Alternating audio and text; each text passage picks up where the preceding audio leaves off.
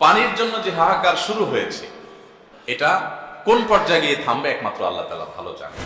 নবী করিম সাল্লাল্লাহু আলাইহি সাল্লাম বলেছেন, আহাব্বুন নাস ইলাল্লাহি আনফাউহুম লিন-নাস। মানুষের মধ্যে সবচাইতে আল্লাহর কাছে প্রিয় মানুষ সে যে মানুষ যত বেশি মানুষের ব্যাপারে পরোপকারী হয়, নিজের ধান্দা শুধু করে না। 3 লক্ষ গাছ রোপণ করা পরিকল্পনা হাতে নিয়েছি ইতিমধ্যে। যারা চারা সরবরাহ করে তাদেরকে অর্ডার করা হয়েছে, তারা চারাগুলো প্রস্তুত করছে, রেডি করছে।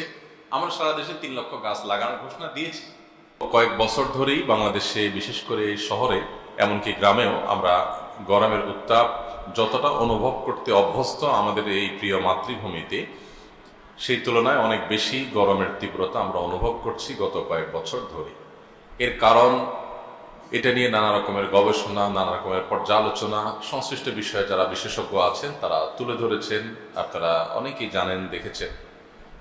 বৈশ্বিক জলবায়ু পরিবর্তনের যে কথা বলা হয়ে থাকে সেটার প্রভাব যেমন কিছুটা আছে, দৈশিক যে সমস্ত ত্রুটি বিচ্যুতি আমাদের আছে, আজকের এই ভয়াবহ, দুর্বিষহ, অবর্ণনীয় যে কষ্ট, যে দাবদাহ, গরমের যে তীব্রতা, এটির জন্য সে বিষয়গুলো অনেক বড় বড় কারণ হিসাবে আমাদের সামনে ইতিমধ্যে চিহ্নিত হয়ে গেছে। আপনারা জানেন যে আমরা দালান কোঠার এক বিশাল বড় সভ্যতা বিনির্মাণ করছি।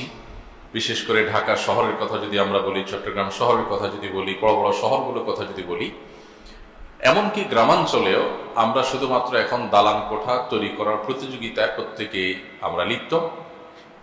এর বাইরে আমাদের পরিবেশকে বাঁচাবার জন্য ন্যূনতম কোনো উদ্যোগ আমাদের ব্যক্তিগত পর্যায়ে, সামাজিক পর্যায়ে, এমনকি রাষ্ট্রীয় পর্যায়েও যে ধরনের উদ্যোগ থাকা দরকার, আদৌ সেরকমের উদ্যোগ পর্যাপ্ত পরিমাণ নেওয়া হচ্ছে না। তার ফল ইতোমধ্যে আমরা ভোগ করা শুরু করেছি। সামনে আমাদের জন্য কি অপেক্ষা করছে সেটা একমাত্র আল্লাহ তাআলা ভালো জানেন। আপনারা সবাই জানেন, আল্লাহ সুবহানাহু ওয়া তাআলা কোরআনে হাকীমে বলেছেন, মানুষের কৃত কর্মের কিছুটা ফল, কিছুটা ফসল মানুষকে আল্লাহ তাআলা ভোগ করান দুনিয়াতে, আর আসল কৃতকর্মের ফল ভোগ তো আখিরাতে থাকছেই। তাহলে দুনিয়াতে আবার আল্লাহ তাআলা কেন ভোগ করান? আল্লাহ তাআলা তাও বলেছেন, লিযীকাহুম বা'দাল্লাযী আমিলু লাআল্লাহুম ইয়ারজিউন। মানুষের কৃতকর্মের কিছুটা ফল ভোগ করে সে যেন সতর্ক হতে পারে, মানুষ যেন সতর্ক হতে পারে যে আমার এই কর্মের ফল যদি এত করুণ হয়, নিদারুণ হয়, মর্মান্তিক হয়, দুঃখজনক হয়, অনাকাঙ্ক্ষিত হয়, তাহলে এটা চূড়ান্ত ফল যেটা আখিরাতে আমাকে ভোগ করতে হবে সেটা না জানি কতটা মর্মন্তুদ হবে, বেদনাদায়ক হবে, কতটা যন্ত্রণাদায়ক হবে, সেটা অনুভব করে মানুষ যখন সংশোধন হতে পারে, ফিরে আসতে পারে, আল্লাহ সুবহানাহু ওয়া তাআলা সেই স্কোপ তৈরি করে দেন। সামান্য কিছু ব্যত্যয়, সামান্য কিছু ফেসাদ, সামান্য কিছু আপনার তার কৃতকর্মের ফলস্বরূপ কষ্ট দিয়ে আল্লাহ বলেছেন, যহারাল ফাসাদু ফিল বাররি ওয়াল বাহরি বিমা কাসাবাত আইদিন নাস। বিমা কাসাবাত আইদিন নাস, এই যে আল্লাহ তাআলা বলেছেন, স্থলে জলে যত প্রকার ব্যত্যয় তোমরা দেখতে পাও, যত প্রকার সমস্যা, সংকট তোমরা দেখতে পাও, যত রকমের অস্থিরতা, অরাজকতা এবং অসুবিধা তোমরা অনুভব করো, এর সবগুলোই মানুষের হাতের কামাই, মানুষের নিজের হাতের অর্জিত ফসল। আমার ব্যক্তি জীবনে কোনো ত্রুটি, কোনো বিচ্যুতি, কোনো ব্যত্যয়, কোনো অনিয়ম, কোনো সমস্যা বা সংকট তৈরি হলে, একইভাবে আমার পারিবারিক জীবনে হলে, সামাজিক জীবনে হলে, জাতীয় জীবনে হলে, একজন মুসলিম, একজন বিবেকবান মানুষ সবকিছুর আগে ফোকাস করবেন এই সমস্যার পেছনে আমার দায়ের জায়গাগুলো কোন কোনটা, আমার কোন কোন জায়গায় ভুল ছিল যার ফলশ্রুতিতে আমাকে এই পরিণতি ভোগ করতে হচ্ছে। যদিও আমরা অনেকে নিজের ভুলগুলো খুঁজে আমরা বের করতে পারি না, শয়তান আমাদেরকে বরং উল্টা প্ররোচিত করে যে আমি তো কারোর কোনো ক্ষতি করি নাই, তাহলে আমার কেন বিপদ আসলো। আমরা নিজেদেরকে ফেরেশতা জাহির করার একটা প্রবণতা আমাদের মধ্যে থাকে। আল্লাহ সুবহানাহু ওয়া তাআলা আমাদেরকে আয়াতে বলছেন যে প্রতিটা বিপদ আপদ, প্রতিটি ব্যত্যয়, প্রতিটি সমস্যা, সংকটে আমাদের নিজের দিকে আমাদের ফোকাস করতে হবে, নজর দিতে হবে যে আমার নিশ্চয়ই কোনো কোনো জায়গায় ত্রুটি ছিল যার ফলশ্রুতিতে এই সমস্যাটা তৈরি হয়েছে। সো আমি নিজেকে কিভাবে সংশোধন করতে পারি, কারেকশন করতে পারি। আজকে গরমের যে তীব্রতা আমরা অনুভব করছি, আমরা কেউই হয়তো দ্বিমত পোষণ করব না, এটি আমাদেরই হাতের কামাই। আমরা নদী, নালা, খাল, বিল সব দখল করে আমরা গৃহ নির্মাণ করছি, স্থাপনা করছি, কলকারখানা করছি, সবুজ ধ্বংস করছি, গাছপালা কেটে শেষ করছি। আমি আজকেই আসতে আসতে মসজিদে আমাদের এজাজকে বলছিলাম যে গাড়িটা ছায়ায় কোথা রাখিও, কারণ অনেক গরম হয়ে গেলে যেতে আবার কষ্ট হবে। তো সে বলছিল যে যেসব ছায়ায় রাখতাম তার অনেকগুলোর গাছ টাছ কাটা হয়ে গেছে, ছায়া খুব বেশি খুঁজে পাওয়া যাবে না। মসজিদে তো আর নিজস্ব গ্যারেজও না যে গাড়ি রাখা যাবে। তো আমরা যেভাবে বৃক্ষ নিধন করছি প্রত্যেকে যার যার মতো, আমাদের একটুও বুক কাঁপে না আমরা একটা গাছ যখন কেটে ফেলি। হ্যাঁ, প্রয়োজন হলে গাছ তো মানুষ কাটতেই পারে, সেই সুযোগ ইসলামে রয়েছে, কিন্তু সেটা প্রয়োজন হলে, বিনা প্রয়োজনে একটি গাছ, একটি পাতা, একটি লতাও যেন মানুষ না ছিঁড়ে নষ্ট না করে, সেই শিক্ষা ইসলাম আমাদেরকে দিয়েছে। দুঃখজনক যে আমরা এখন ইবাদত সর্বস্ব মুসলিম যতটা, আমাদের দৈনন্দিন জীবনে যে সমস্ত দায়িত্বশীলতার জায়গা আছে, যে সমস্ত মানবিকতা প্রকাশ করবার জায়গা আছে, সেই জায়গাগুলোতে আমরা নিজেদেরকে মুসলমানিত্বের পরিচয় ম্যাক্সিমাম মুসলমানরা এখনো দিতে পারিনি, যার করুণ পরিণতি আজকে আমরা বাংলাদেশে প্রত্যক্ষ করছি। আমাদের পরবর্তী বংশধরদের জন্য কি অপেক্ষা করছে সেটা একমাত্র আল্লাহ ভালো জানেন। আপনারা জানেন দেশের বিভিন্ন অঞ্চলে পানির জন্য যে হাহাকার শুরু হয়েছে, এটি দিন যত যাচ্ছে তত ভয়ঙ্কর থেকে ভয়ঙ্কর পর্যায়ে চলে যাচ্ছে। আমি নিজে উত্তরবঙ্গের বেশ কয়েকটি জায়গায় সফর করার সৌভাগ্য আমার হয়েছে, দেখার সুযোগ হয়েছে।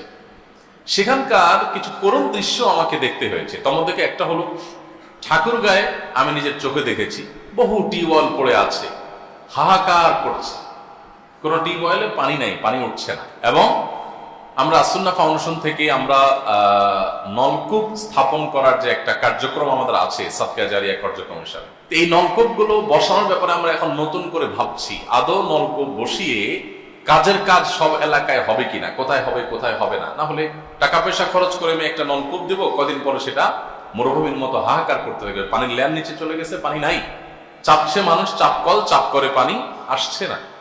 একটি দুটি নয়, আমি অগণিত এরকম চাপকল দেখেছি যে মাইলকে মাইল এরিয়া পর্যন্ত, শহর তো বটে, গ্রামের ভেতরে আমি দেখেছি পানি নাই, চাপকলে পানি উঠছে না। এবং মানুষ দূর দূরান্ত থেকে মাইলকে মাইল পথ হেঁটে গিয়ে কোন রকম তাদের প্রয়োজন পূরণ করার জন্য পানি সংগ্রহ করছে। পুকুরগুলোর পানি তলায় চলে গেছে, কোনটি শুকিয়ে গেছে, খালবিলগুলো শুকিয়ে চৌচির হয়ে গেছে, আপনারা দেখতে পাচ্ছেন।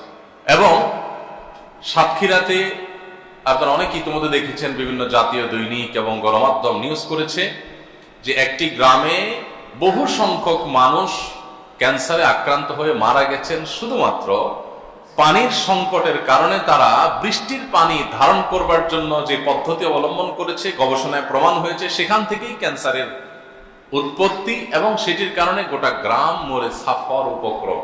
তবে আলহামদুলিল্লাহ আমরা আসুন্না ফাউন্ডেশন থেকে ওই গ্রামের মানুষদের জন্য একটা বড় ধরনের ওয়াটার প্ল্যান্টের ব্যবস্থা ইতিমধ্যে আমরা নেওয়ার কার্যক্রম হাতে নিয়েছি। সেখানে আমরা হয়তো $500,000 বা $1 মিলিয়নের কাছাকাছি টাকা খরচ করে সেখানে আমরা একটা প্ল্যান্ট স্থাপন করব, যাতে পুরো গ্রামের মানুষের বিশুদ্ধ এবং স্বাস্থ্যকর পানি, সুপেয় পানির ব্যবস্থা হয়। এটা আমরা আমাদের প্রতিষ্ঠান থেকে করবো ইনশাআল্লাহ। ইতিমধ্যে কার্যক্রম আমরা শুরু করে দিয়েছি।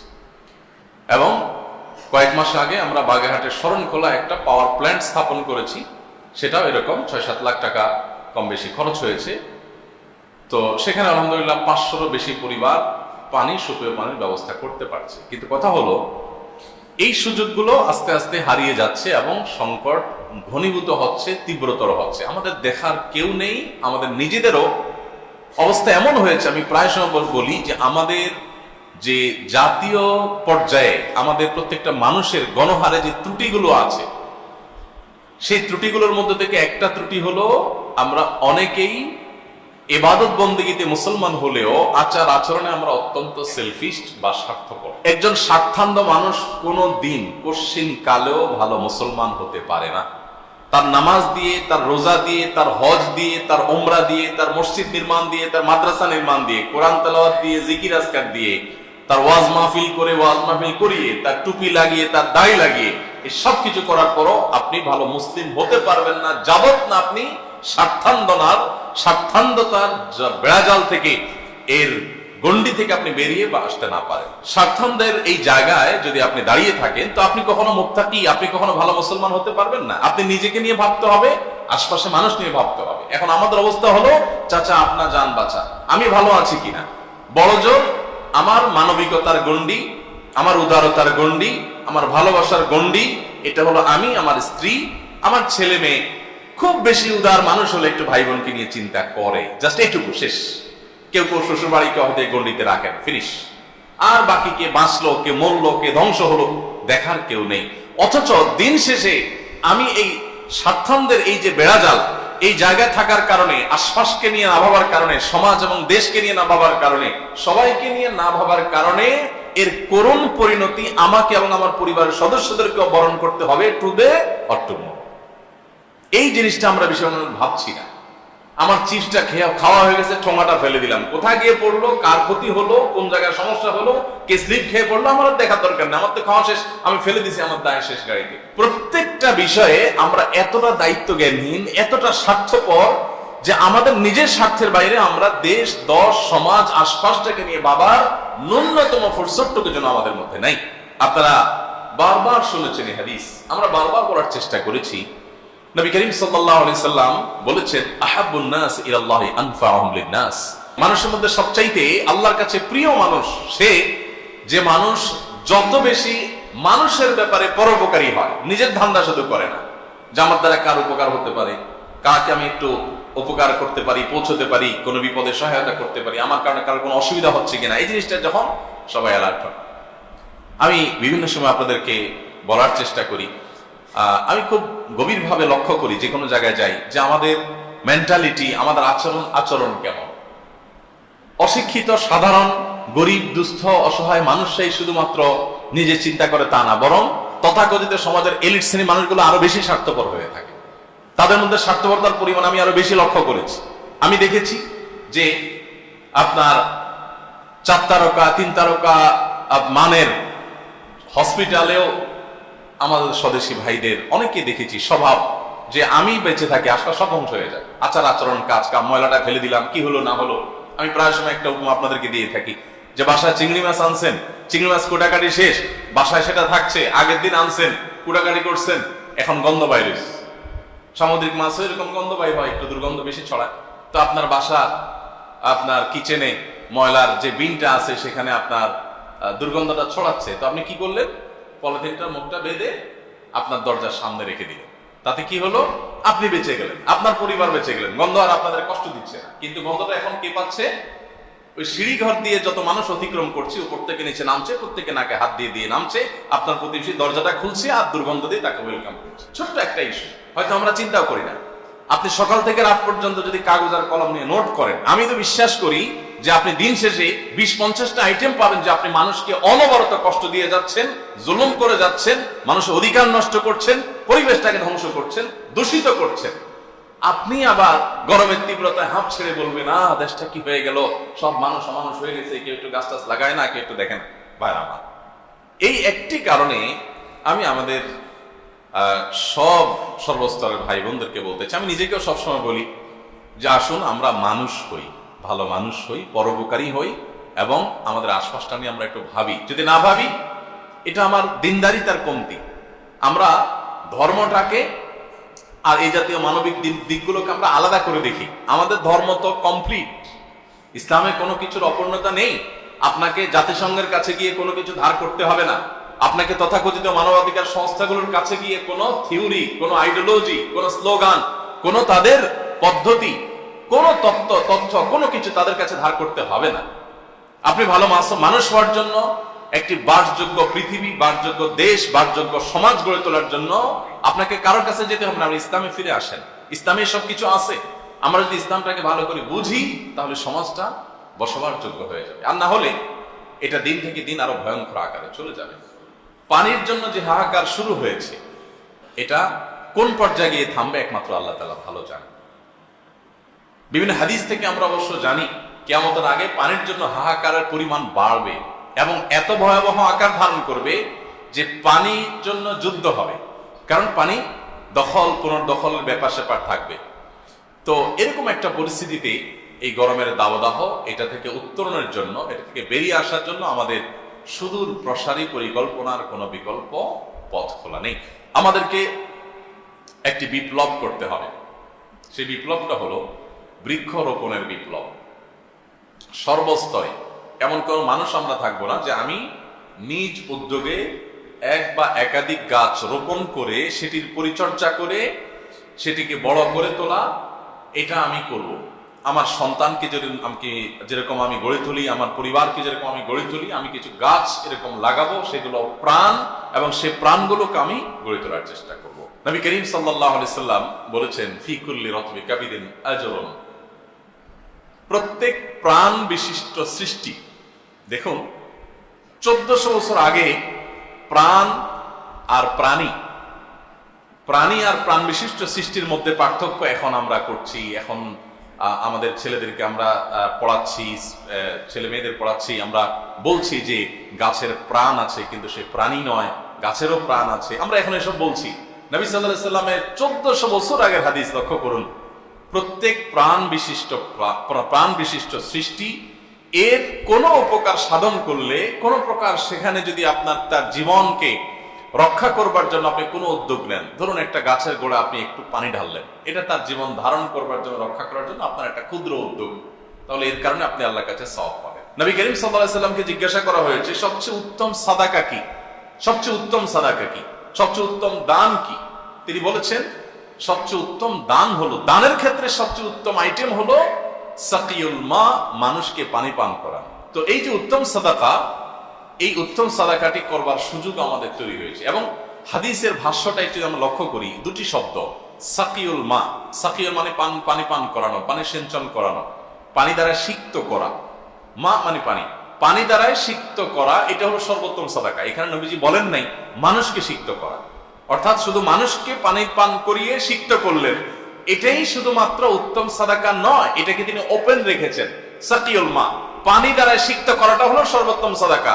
তাহলে সেটা মানুষকে হতে পারে, অন্য ধর্মের মানুষকে হতে পারে, প্রাণীকে হতে পারে, কুকুরকে হতে পারে, বিড়ালকে হতে পারে, এমনকি গাছকে পানি ঢেলে গাছকে সিক্ত করা এবং বেঁচে থাকতে সহযোগিতা করা, এটাও এর মধ্যে শামিল। তার মানে নবী সাল্লাল্লাহু আলাইহি সাল্লামের সেই 1450 বছর আগে বলা হাদিসটা আজকের বাস্তবতায় আমার পরিবেশ রক্ষার জন্য, আমার প্রাণী বৈচিত্র্য রক্ষা করবার জন্য, মানুষ উপকার করবার জন্য সর্বক্ষেত্রে প্রযোজ্য হয়। ভালো মুসলিম হতে হলে ওই হাদিসের, 2 শব্দ বিশিষ্ট হাদিসের উপর যদি আমরা আমল করি, তাহলে সমাজের চেহারাটা হয়তো বদলে যেতে পারে, সমাজের উপস্থিতি। এই জন্য গাছ লাগানো এবং গাছের পরিচর্যা, শুধু লাগানো নয়, লাগানোর মাধ্যমে একটা গাছ টিকে না। আমরা জানি একটা গাছ বহু চড়াই উতরাই পেরিয়ে তারপর একটা বড় গাছে পরিণত হয়।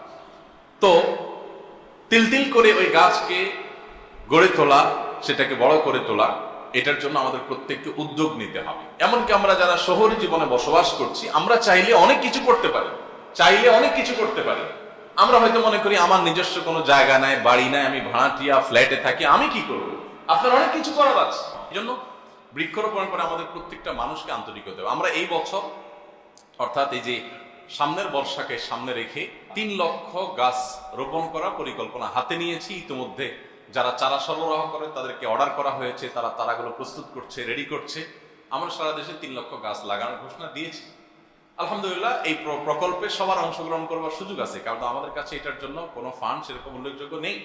সো আপনি নিজে করতে না পারেন, আমাদের মাধ্যমে করতে পারেন, অন্য কারোর মাধ্যমে করতে পারেন। আপনি আপনার উদ্যোগে 10-20টা গাছ যেন হয়। তবে গাছে প্রচুর পরিমাণ গাছ, আমি যদি 10টা গাছ লাগাই হয়তো 2টা টিকে বা 3টা টিকে। আপনারা জানেন প্রচুর গাছ নষ্ট হয়, মারা যায়।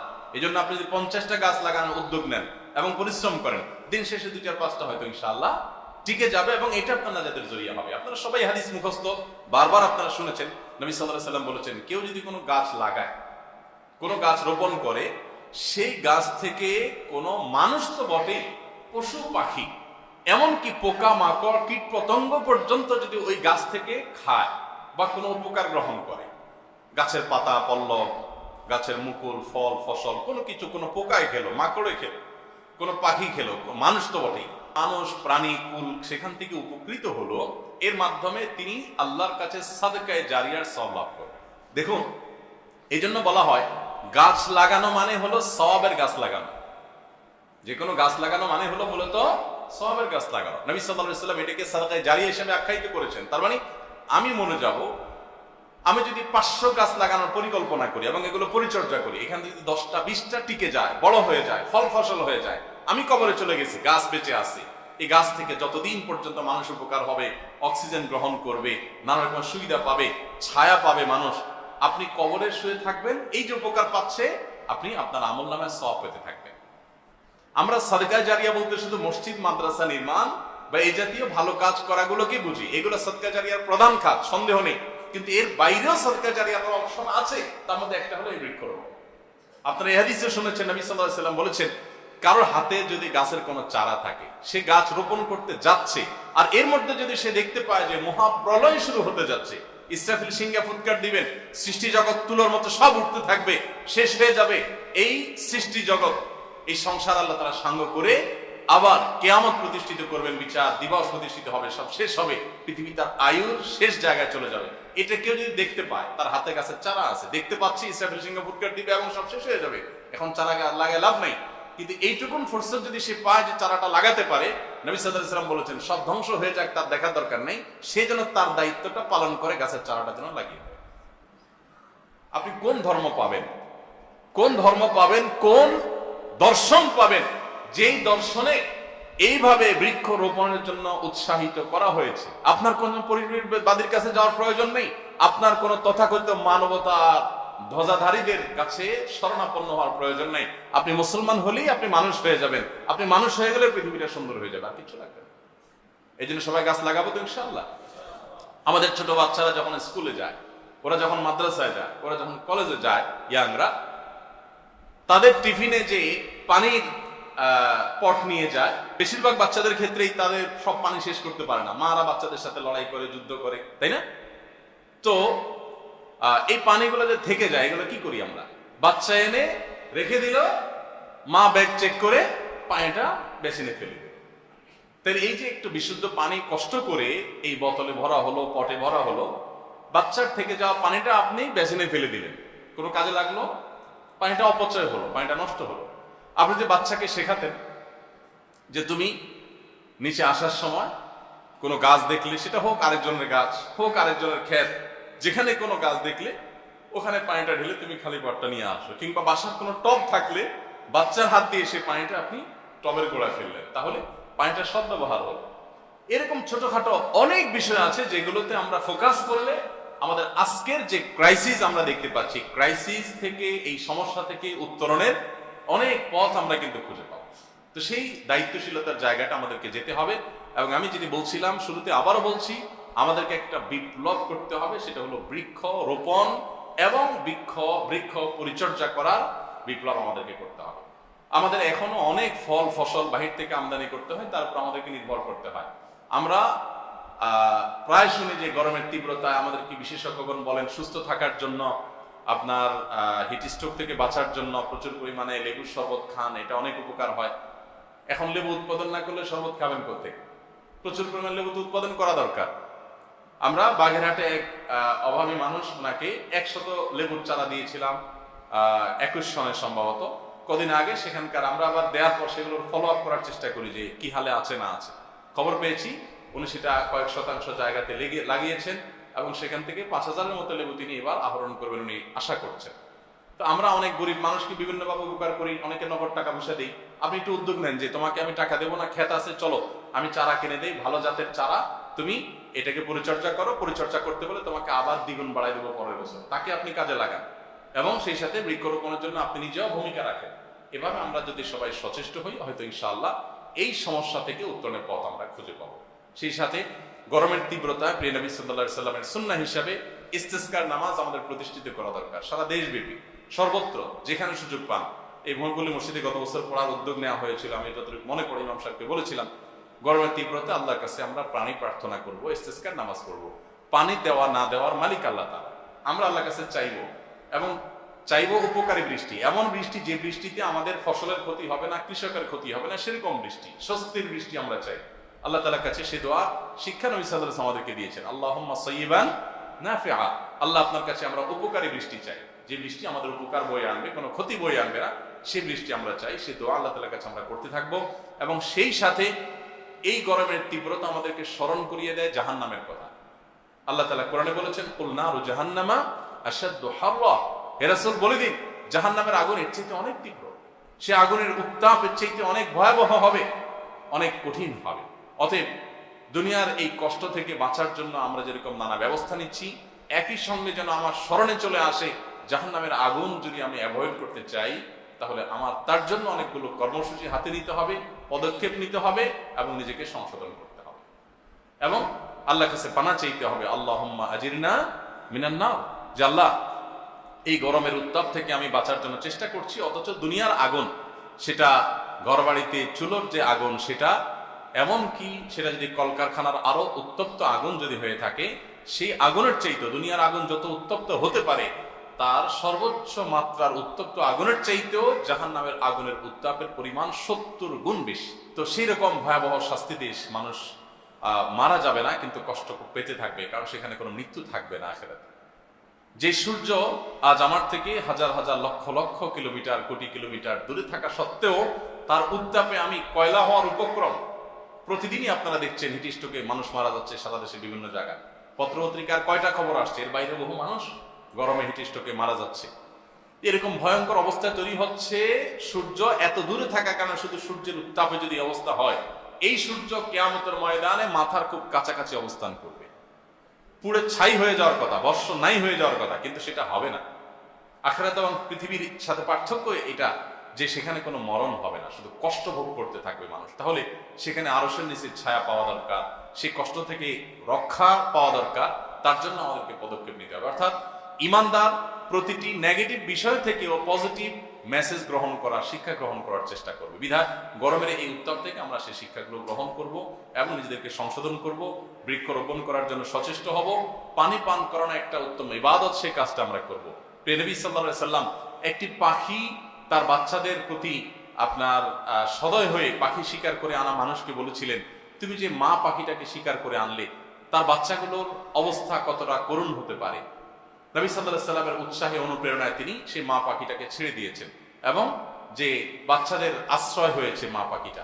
আমরা তো সেই নবীর উম্মত, সেই নবীর উম্মত হিসাবে এই গরমে আমরা মানুষ তো মানুষ, এমনকি আপনার পশু পাখি, তাদের পানির ব্যবস্থা আমাদের করা দরকার। ঢাকায় অনেক জায়গায় দেখা যায়, সোশ্যাল মিডিয়ার কল্যাণে আমরা দেখি, আলহামদুলিল্লাহ অনেক ভালো ভালো মানুষের ভালো ভালো উদ্যোগগুলো আমাদেরকে অনুপ্রেরণা যোগায়। আমরা আমাদের বাসা বাইরে আশেপাশে কোনো একটা পাত্রে মাটির, প্লাস্টিকের কোনো কিছুতে আমরা একটু পানি রেখে দিতে পারি, সেখান থেকে পাখি এসে খেলো, পান করলো, কোনো একটা প্রাণী খেলো। এমনকি বাইরে আশেপাশে পথচারীদের জন্য চাইলে আমরা একটা টেপ বের করে রাখতে পারি। আলহামদুলিল্লাহ অনেকে শুরু করেছেন, আমরা দেখতে পাচ্ছি বিভিন্ন জায়গায়। এই উদ্যোগগুলো আরো বেশি হওয়া দরকার। কয় টাকা খরচ হয়, কিন্তু আমি একটা সওয়াবের মেশিন বসাই দিলাম যাতে মানুষের উপকার হয়। এইভাবে আমরা নানাবিধ উদ্যোগ যদি নেই, তাহলে ইনশাআল্লাহ এই দুর্বিষহ পরিস্থিতি থেকে আমরা উত্তরণের পথ খুঁজে পাবো এবং বাস অযোগ্যতা থেকে এটাকে বাসযোগ্য নগরীতে, বাসযোগ্য দেশে আমরা পরিণত করতে পারবো। আল্লাহ তাআলা আমাদের সবাইকে, আমাদের সবার দায়িত্বশীল ভূমিকা পালন করার তৌফিক দান করুন। জাযাকুমুল্লাহ খাইর ওয়া আখিরু দাওয়ানা আলহামদুলিল্লাহ।